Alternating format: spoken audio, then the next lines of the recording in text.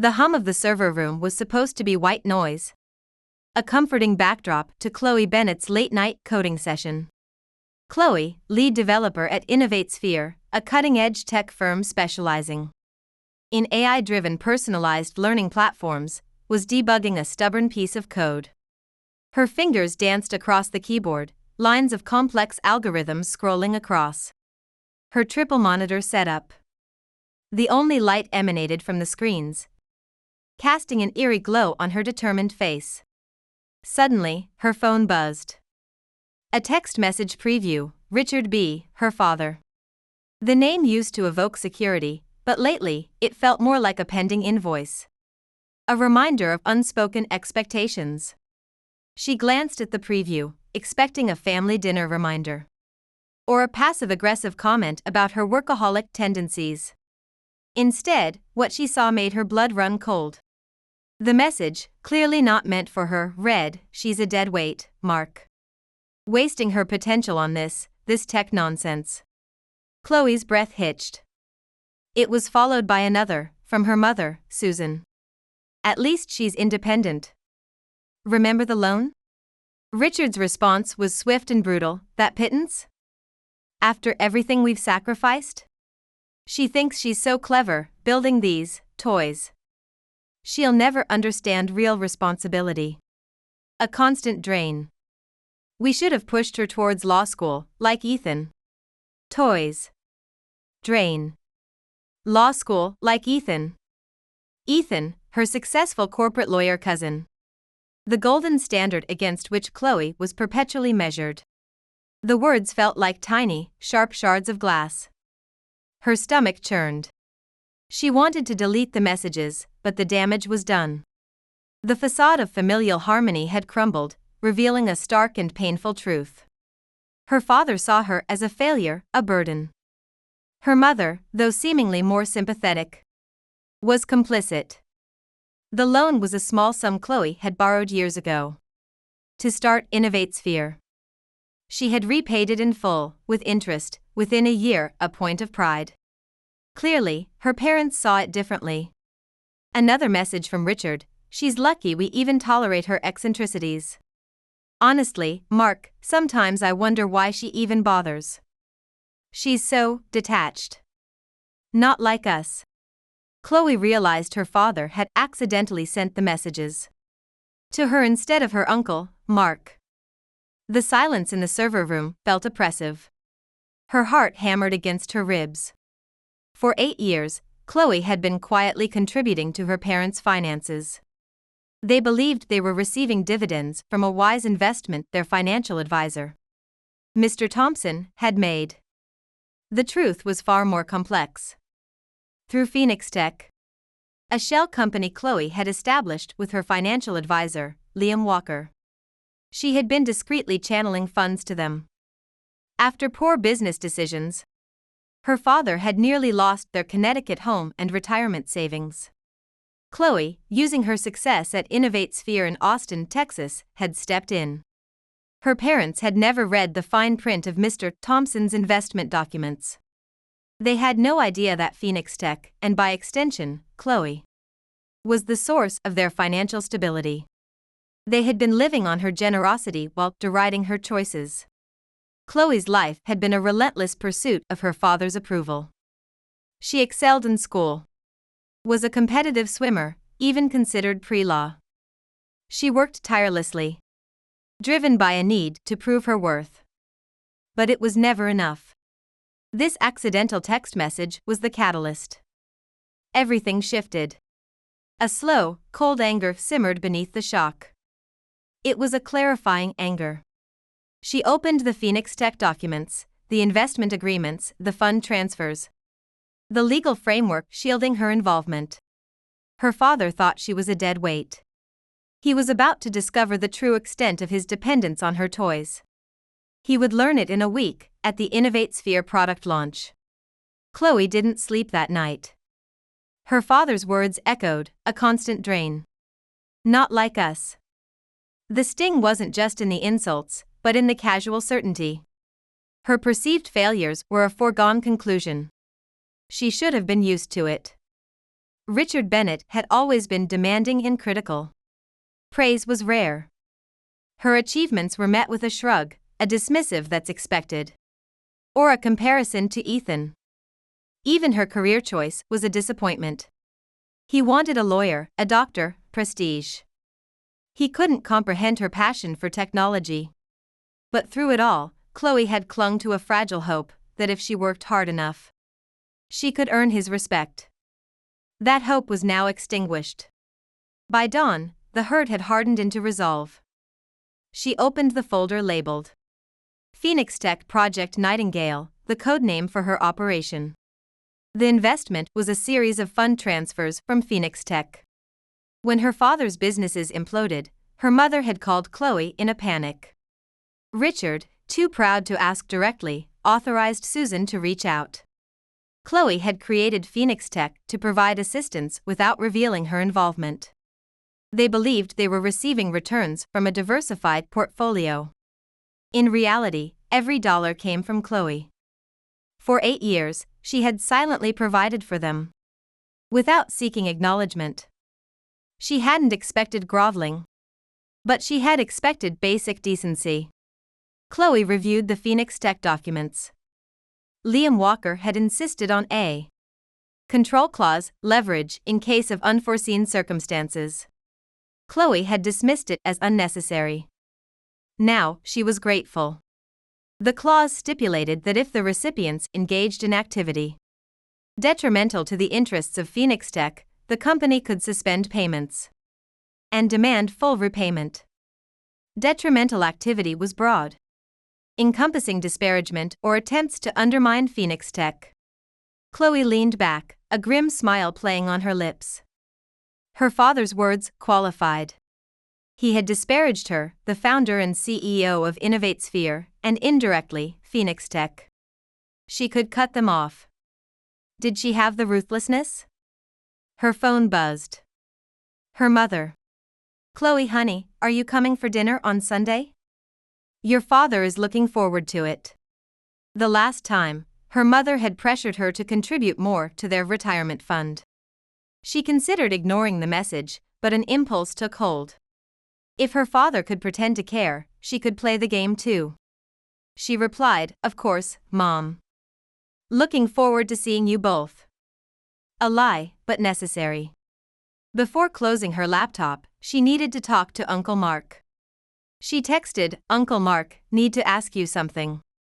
Have you heard Dad say anything unusual about me lately?" His reply, "Chloe, we need to talk. It's worse than you think." Worse? She called him immediately. "They're not just talking about you," Mark said, his voice grave. "They've been scheming. Your father's been looking into your finances. He's convinced you're hiding money. He said if you don't hand over a larger share of your tech earnings, they'll find a way to persuade you." Persuade me? How? He mentioned contacting InnovateSphere, discrediting you. Maybe reporting you to the IRS. He's desperate, Chloe.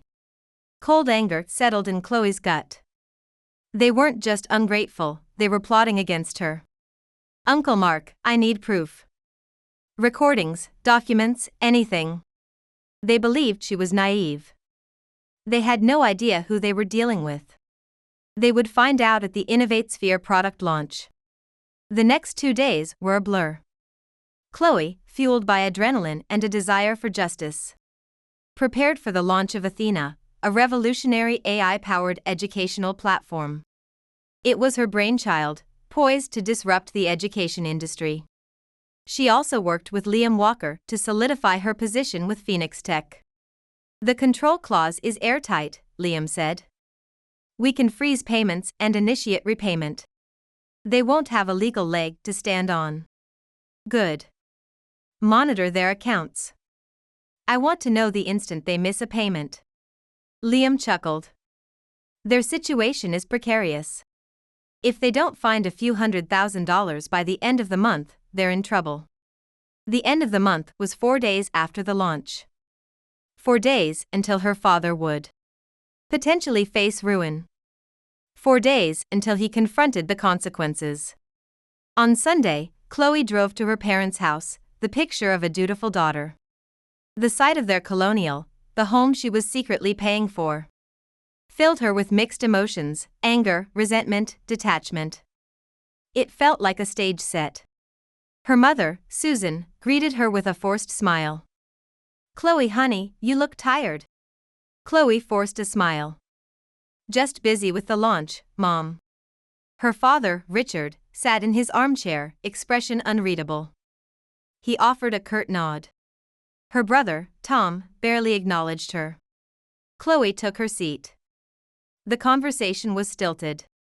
"So, Chloe," Richard finally said, his voice condescending. "How's your little project coming along?" "It's going well, Dad.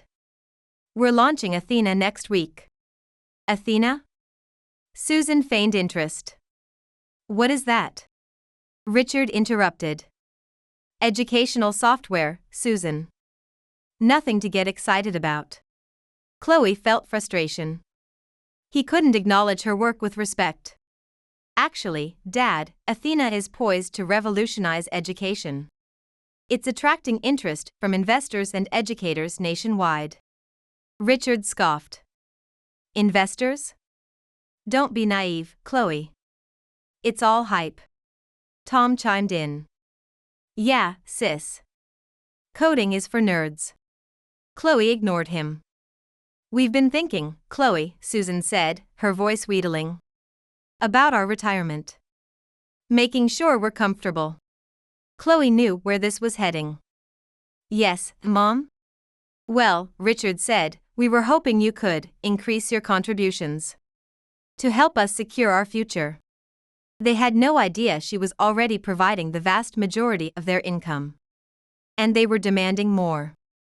She set down her fork. "How much are you thinking?" Susan hesitated. "Perhaps another $5,000 a month?" Chloe stared at them, her blood running cold. They were treating her like an ATM. "That's a significant amount, Mom. But it's nothing compared to what we've done for you, Chloe," Richard snapped. "We raised you, provided for you, gave you everything.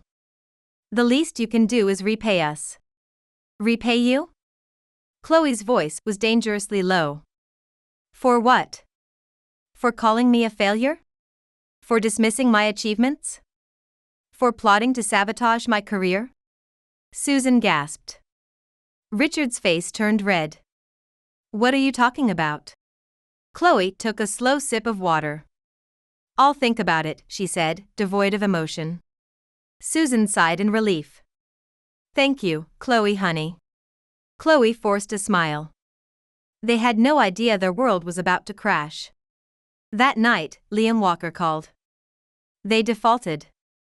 The funds weren't there. Phoenix Tech has the right to exercise the control clause. Chloe closed her eyes. It was done.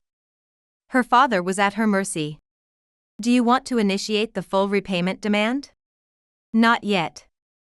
Let's see how far they're willing to go." She pictured the family photo on her desk. "They will break. And I won't be there to pick up the pieces." 3 days passed in tense silence. No calls, no texts. They hadn't realized the consequences. They still believed they were financially secure. At 9:07 a.m. on the day of the launch, the notification arrived. Subject: Urgent, Default Notice, Project Nightingale Account Holder. Richard and Susan Bennett. From Phoenix Tech Legal Department. The legal notice was formal and undeniable. Due to failure to submit the agreed-upon funds, the control clause has been exercised. All future payments are suspended. Phoenix Tech demands full repayment of all funds disbursed, totaling amount USD.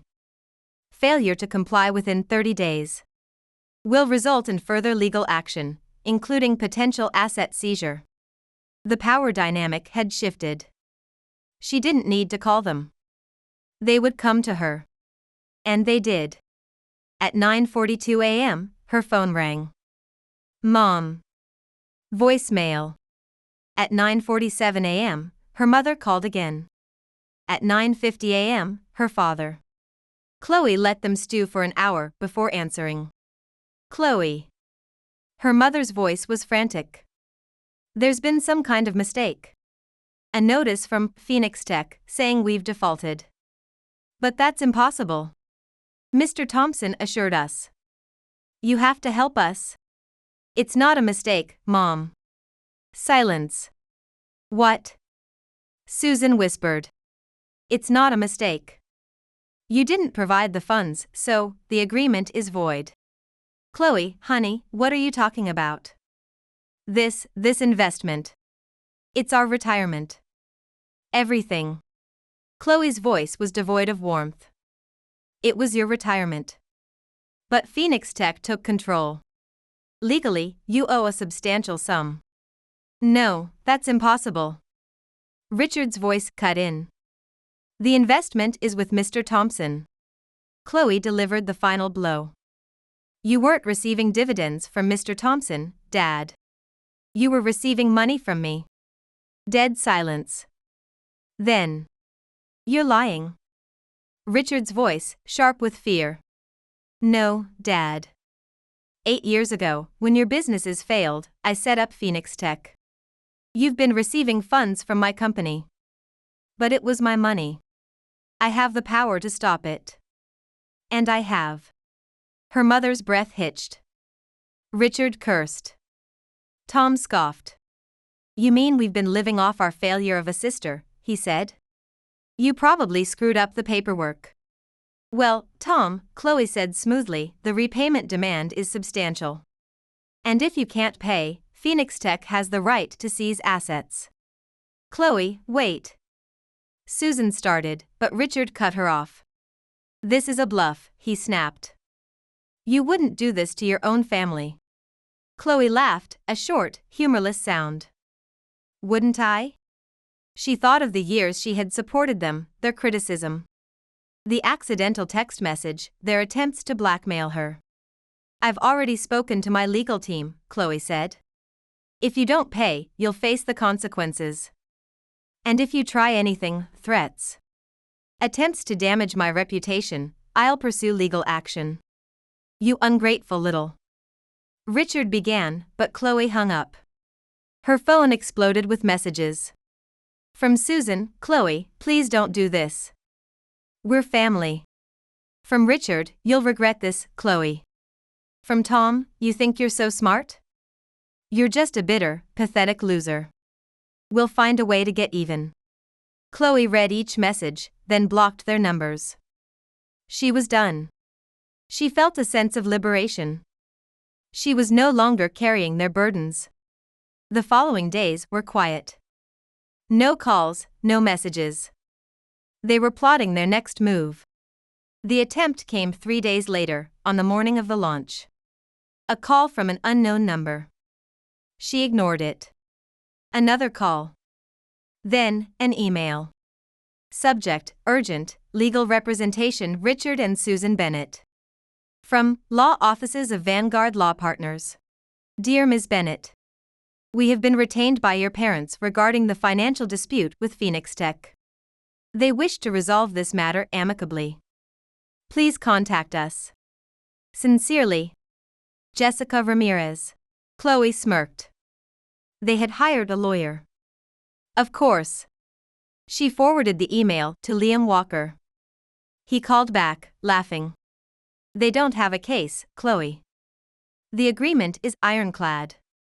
They can't fight this in court. I figured. But they won't stop, will they? Probably not. But there's nothing they can do. Chloe thought of her father's pride, his arrogance. He would rather burn everything down than admit defeat. That evening, as Chloe finalized her presentation, her phone rang. Uncle Mark. Chloe, he said, I just got off the phone with your father. What is it, Uncle? He's not just trying to fight this legally. He's looking for other ways to pressure you. A chill ran down Chloe's spine. What do you mean? He's calling InnovateSphere. Trying to get you fired. Are you serious? He told me himself. He said he'll ruin you? He mentioned contacting HR. making up a complaint, framing you for fraud, anything. Chloe took a deep breath. He was going after her career, her reputation. She wasn't about to wait. The next morning, hours before the launch, Chloe walked into the office of Lauren Bailey, head of HR at InnovateSphere. "Chloe," Lauren greeted her, "what's up? I need to talk to you, in private." Lauren led her into her office. Chloe took a deep breath. "My father, he's going to try and get me fired." Lauren's eyebrows furrowed. "What?" Chloe explained everything: Phoenix Tech, the default, the threats. Lauren shook her head. "Chloe, you are not going anywhere. You're one of our most valuable employees. Your work on Athena is groundbreaking. We're not going to let some fabricated complaint derail your career. I'll notify our legal team. If he steps 1 foot out of line, we'll hit him with a cease and desist order." Chloe exhaled. Her father had lost his financial security, and now his power over her. The Athena launch was a resounding success. The auditorium was packed. Chloe, on stage, delivered a captivating presentation. The audience was enthralled. She thought of her father, stewing in anger. He had dismissed her work as tech nonsense. Toys. He had no idea these toys were about to revolutionize education. The applause was deafening. Chloe, beaming, took a bow.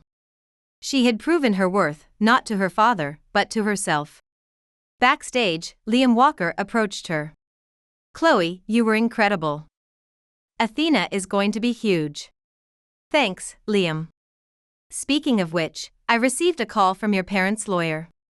They're demanding a meeting." Chloe chuckled. "Let them demand. They have nothing."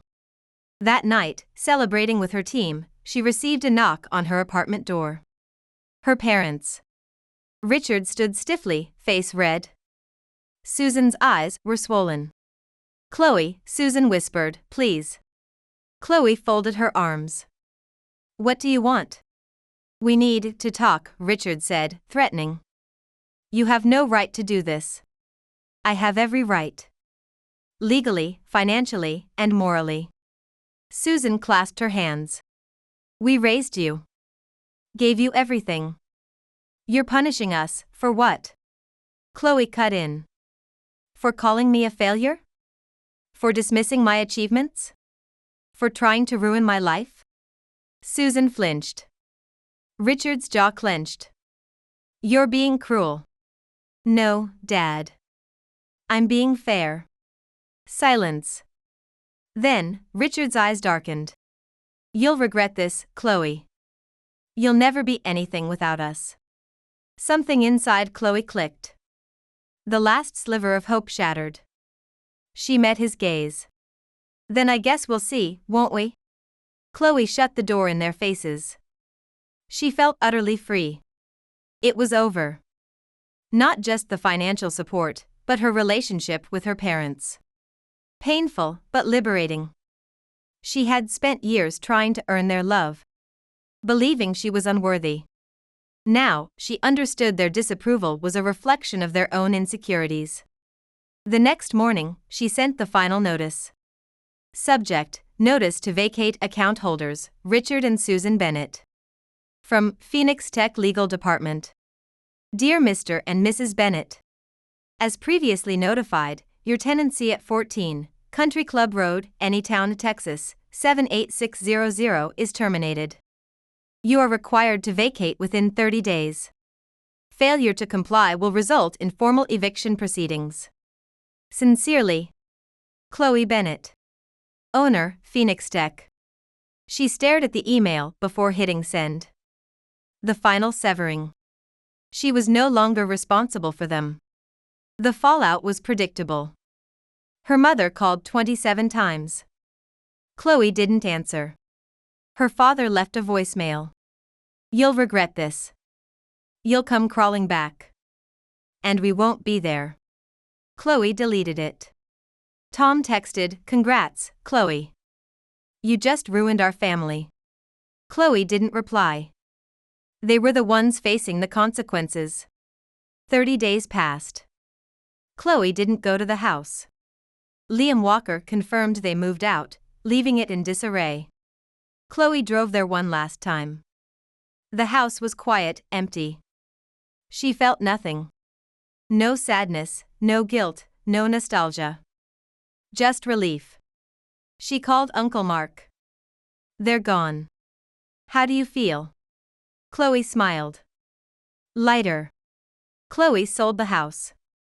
She used the profits to establish the Athena Foundation, a non-profit providing financial literacy education and support to young women escaping economically abusive families. She wanted to empower them to break free from the cycle of control, to understand their worth wasn't tied to their family's approval. The foundation would offer workshops, mentorship, and grants. It was Chloe's way of turning her pain into purpose.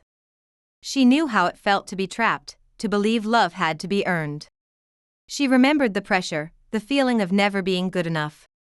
But she had learned real family isn't defined by blood, it's defined by support, respect, and unconditional love. Her real family was her friends, her colleagues, Uncle Mark, and herself. She had built a community. She had found success. She had learned to trust her instincts, to believe in her abilities, to define her own worth. 3 months later, a message from her mother: "Chloe, please. I don't know where else to go. Can we talk?" The old Chloe would have agonized. She would have questioned herself, felt guilt, obligation. She might have even responded. But now, Chloe simply deleted the message. No reply. No second thoughts. Some bridges deserved to be burned. They were beyond repair. Reopening that door would only lead to more pain. She wasn't looking back. She had moved on, built a new life. The algorithm of her life had been rewritten. The output was clear: freedom, independence, self-respect. She had atoned for the perceived sins. Not by groveling, but by asserting her worth. The catharsis was complete. The cycle was broken. She was truly free. And in that freedom, she found peace and the power to help others. The Athena Foundation wasn't just a charity, it was a testament to her resilience, a symbol of her triumph, and a beacon of hope for those still trapped. Chloe Bennett, the dead weight, the failure, had become a lifeline, a force for change. And she had done it all on her own terms.